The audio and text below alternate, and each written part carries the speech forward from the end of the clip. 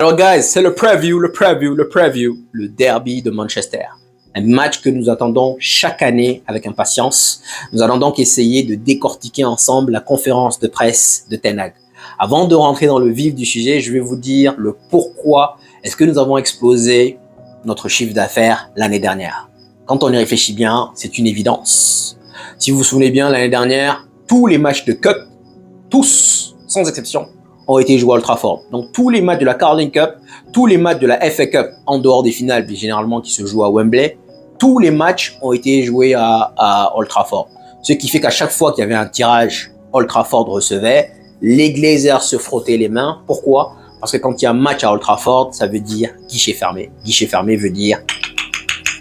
Donc c'est la raison pour laquelle globalement nous avons explosé notre chiffre d'affaires. C'est pas parce que les Glazers ont trouvé une stratégie miracle ou parce que les fans ont augmenté. Donc c'est juste que il y a eu plus de matchs à Old Trafford, ce qui veut dire plus de recettes. Donc voilà. Alors revenons dans le vif du sujet. Conférence de presse Ten Hag. Donc la première question qu'il a eue, c'est par rapport au retour des blessés. Encore une fois, on pose la question sur certains joueurs et non tout le monde. Moi, j'aurais bien voulu connaître un peu la situation d'Amad Diallo, de Kobbie Mainoo et d'autres. Mais bon, la question a été surtout orientée sur Bissaka et Casemiro. Ten Hag a répondu, Bissaka est 100% fit. Il s'est d'ailleurs entraîné aujourd'hui avec le groupe. Casemiro fait une course contre la montre. Ce que ça veut dire en langage codé, ça veut dire que Casemiro sera titulaire, mais je ne vais pas vous dire que Casemiro sera titulaire parce que il faut quand même que je fais du mind game et que Bissaka sera sur le banc parce que écoutez, Dalot a marqué un but splendide contre Sheffield, c'est lui qui nous donne la victoire la semaine dernière, il est hors de question que je le bench quoi. Donc pour moi, Casemiro, 5 ballons d'or, on a besoin d'expérience, les matchs contre City, il en a joué, il va être titulaire. C'est ce que je pense, on verra ce qui va se passer, mais je suis sûr quasiment à 98%, on va laisser 2% de doute, 98% que Casemiro soit titulaire. Mais course contre la montre, je l'ai déjà entendu en plus de Ten Hag quand il fait la personne fait une course contre la montre.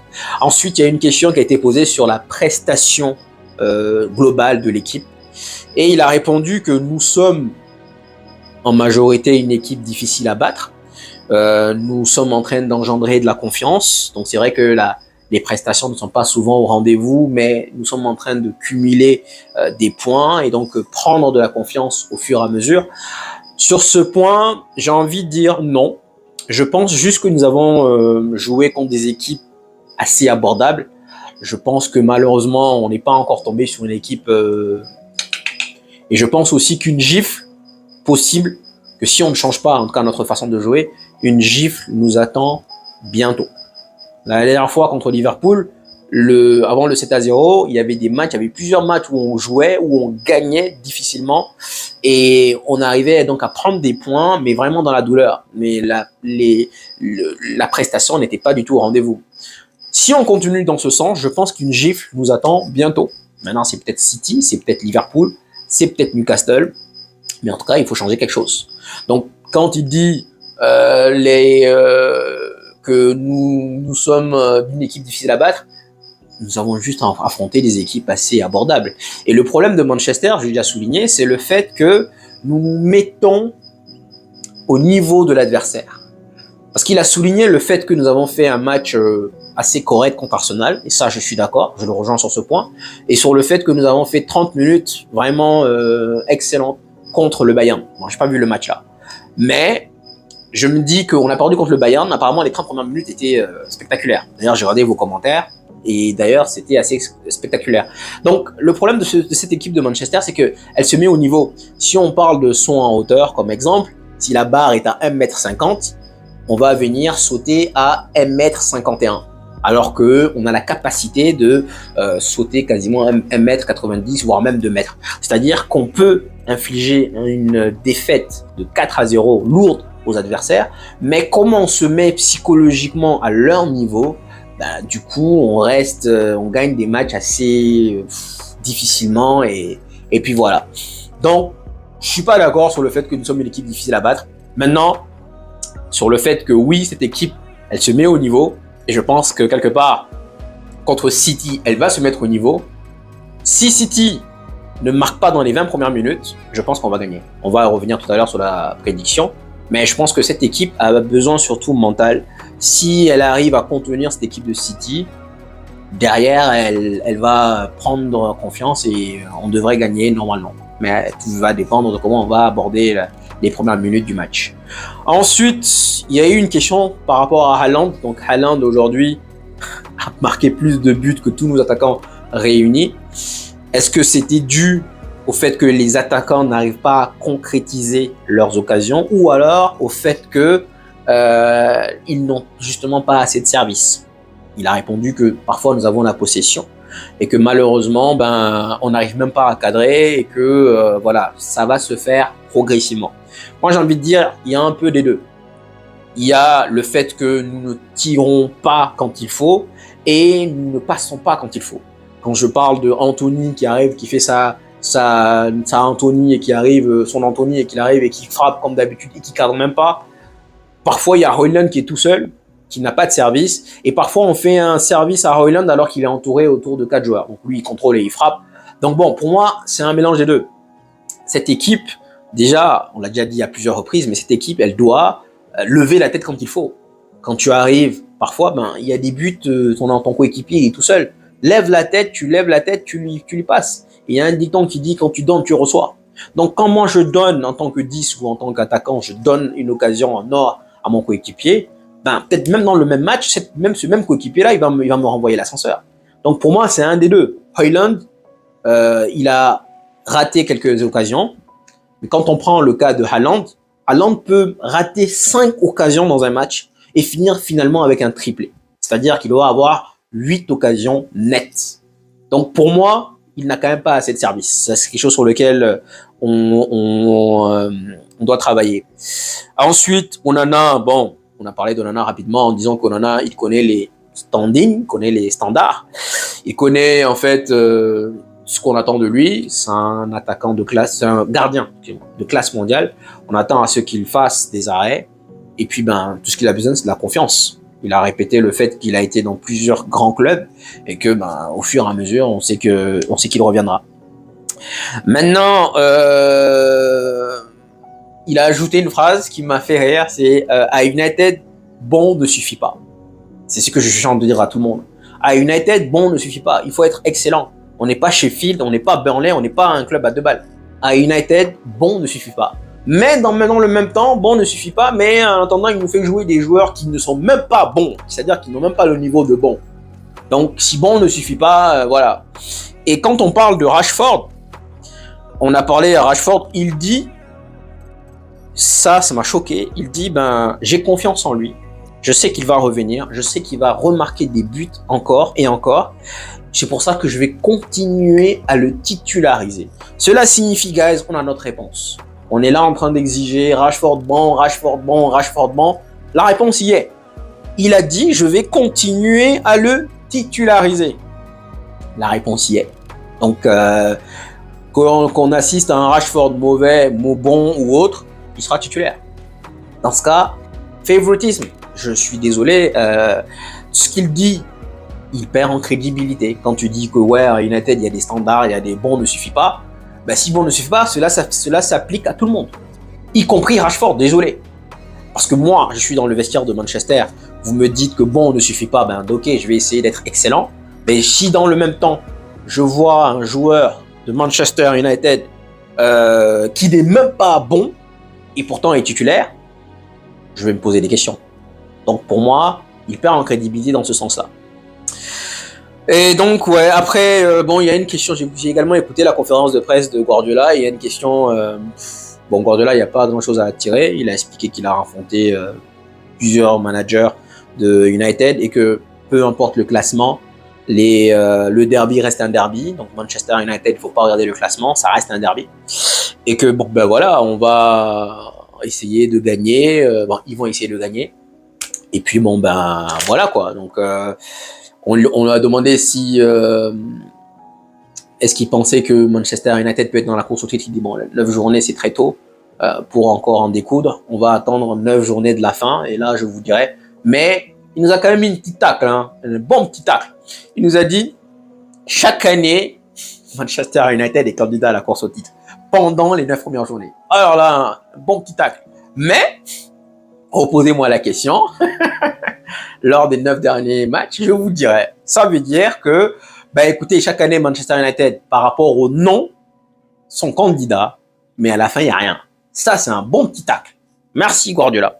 Ensuite, il y a eu le commentaire de Pelestri. Bon, Pelestri qui dit que lui et sa copine vont dans les rues pour essayer. Bon, ça c'est pour essayer de voir des maillots de City. Ils en trouvent pas. Les gars, faut pas exagérer quand même. Hein. C'est un derby. Je sais qu'on se moque souvent de City en disant que c'est des stades vides et ça commence à changer. Désolé du terme, mais ça commence à changer. Ils ont commencé à remplir leur stade depuis que maintenant ils commencent à évoluer en Europe régulièrement, donc ça a changé. Donc faut pas trop jouer sur les mots, genre je vais aller chez moi avec ma copine, je trouve pas de maillot de City. C'est impossible ça. C'est pas comme si genre dans toute la ville vous allez me dire qu'il y a 99,9 999 supporters de Manchester United et que 0,0001 sont supporters de City. Et même dans ce cas, des supporters comme ça, on devrait en trouver normalement. Ensuite, je vais vous donner des statistiques, guys, qui font mal, mais je vais vous les donner. Je pensais que nous étions favorables lors de nos confrontations avec Manchester City, mais en fait, non. Depuis peu, aujourd'hui, nous sommes à 44% de victoire Manchester United et 49% pour Manchester City. Nous avons 9% de match nul. Conclusion, c'est juste une victoire supplémentaire, mais là actuellement on a 19 victoires donc, contre City, 19 victoires contre City, 5 matchs nuls et 20 victoires pour City contre nous. Donc c'est-à-dire que c'est quelque chose qu'on sous Ferguson on les étriait régulièrement, mais là depuis malheureusement les choses ont changé. Ça arrive souvent qu'ils nous gagnent aller-retour. Donc voilà par rapport à la conférence de presse. Alors guys, ce que moi j'ai envie de vous dire dans ce sens, c'est quoi? C'est que si ça ne change pas, il y a une gifle qui nous attend. Honnêtement, si ça ne change pas, il y a une gifle qui nous attend. On l'a déjà vu contre Liverpool. On l'a vu qu'on arrivait à gagner des matchs sans convaincre. Et derrière, le 7-0 nous pendait au nez. Et là aussi, c'est pareil. Nous allons prendre, si ça continue comme ça, une gifle bientôt, légendaire. Je vous le dis maintenant, de vous à moi. Ça peut être City, ça peut être Liverpool, ça peut être Newcastle. Mais on va prendre une gifle bientôt, si on ne change pas, si on ne révolutionne pas notre jeu. Je pense pas qu'on va prendre une gifle contre City ce week-end. Je pense que même City n'est pas vraiment en forme, même si Haaland continue à marquer. Je pense que leur élément fort n'y est pas là, Kevin De Bruyne. Donc, pour moi, ça va dépendre sincèrement des 10 premières minutes. C'est-à-dire que si on arrive 10 premières minutes à 2-0, on va se prendre une déculottée. Mais je pense pas que City est... bref. Pour moi, j'ai plus peur de Liverpool globalement que de City. Mais les 10-20 premières minutes seront vraiment cruciaux. Ensuite, donc, voici l'équipe avec laquelle je pense qu'il va aligner. Je pense que il doit y avoir peut-être une erreur, maximum, voire 2. Mais je pense qu'il va aligner cette équipe. Dalot enchaîne les matchs, il a marqué un but la semaine dernière, donc il sera titulaire. Varane est de retour, il n'y a pas beaucoup de choix en défense, il sera titulaire, c'est clair et net. Maguire a marqué le but de la victoire, il va être titulaire, donc ça c'est même pas un débat. S'il y en a un pour qui je suis sûr, c'est Maguire. On a vu McTominay être titulaire. Donc voilà, Maguire va être titulaire. Reguilon a été sorti la dernière fois, justement, dans la mesure de le préserver. Casemiro sera titulaire aussi, je pense à 98%, donc je laisse 2% de doute.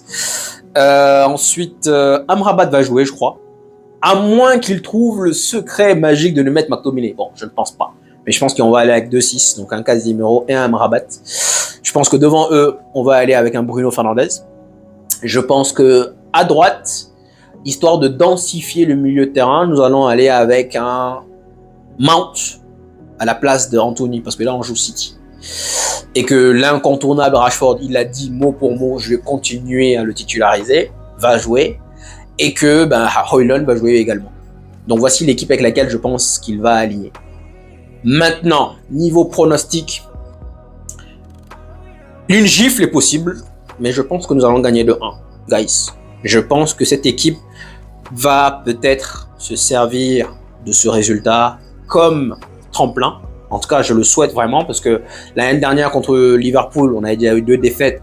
Contre Liverpool, on bat Liverpool vraiment à Old Trafford, le public était on fire et c'était juste excellent.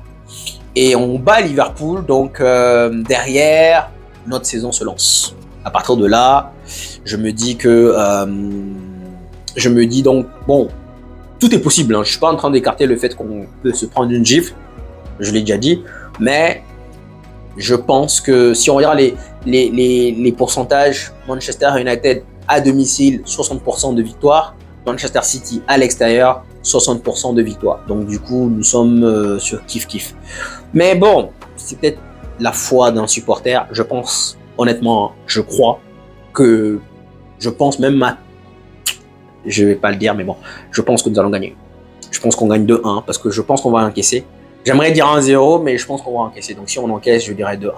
Et je pense d'ailleurs également, je vous le dis maintenant, que Bruno Fernandes et Rashford vont être bons. Parce que justement là, on joue contre une équipe qui joue en leur faveur. Bruno Fernandes fera une passe décisive à Rashford. Et Rashford, but de Rashford dans ce match. On se souvient tous de l'année dernière, le but qu'il nous donne contre City. Cela nous donne la victoire. But de Rashford dans ce match, 2-1. Voilà ce que moi je pense. Dites-moi en commentaire ce que vous en pensez. Si jamais j'ai oublié d'éclairer un point ou voilà, d'aborder un point, dites-le moi en commentaire. Sur ce, prenez soin de vous et je vous dis à la prochaine.